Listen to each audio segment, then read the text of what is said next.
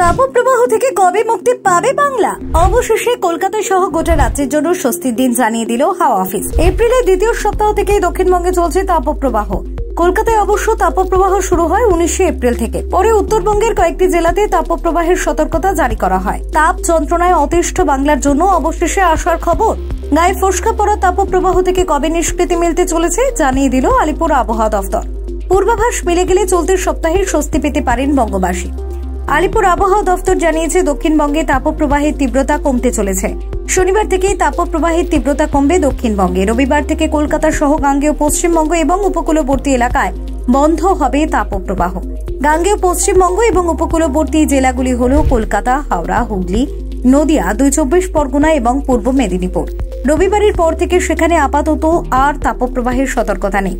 দক্ষিণবঙ্গের বাকি 8টি জেলা অর্থাৎ পুরুলিয়া, বাঁকুড়া, ঝাড়গ্রাম, বীরভূম, পশ্চিম মেদিনীপুর, মুর্শিদাবাদ এবং 2 বর্ধমানে তাপপ্রবাহ বন্ধ না হলেও রবিবার থেকে তীব্রতা অনেকটাই কমবে বলে জানানো হয়েছে আবহাওয়া দফতরের তরফে। আবহাওয়াবিদদের অনুমান, ক্রমে এই জেলাগুলিতেও তাপপ্রবাহ বন্ধ হবে। অন্যদিকে বৃহস্পতিবার পর্যন্ত তাপপ্রবাহের সতর্কতা রয়েছে উত্তরবঙ্গের 2 দিনাজপুর এবং মালদহে। শুক্রবার তাপপ্রবাহের সতর্কতা না থাকলেও জলপাইগুড়ি, কোচবিহার, 2 দিনাজপুর এবং মালদহে অস্বস্তিকর গরম থাকবে।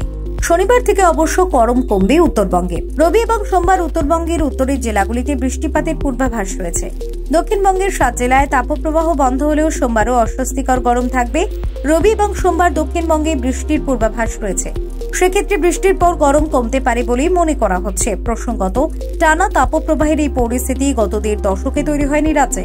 এই মৌসুমে 9 দিন তাপপ্রবাহ হয়েছে গোটা দক্ষিণবঙ্গে। এর আগে 9 দিন তাপপ্রবাহ হয়েছিল 2009 সালে। Bureau report, doctor time.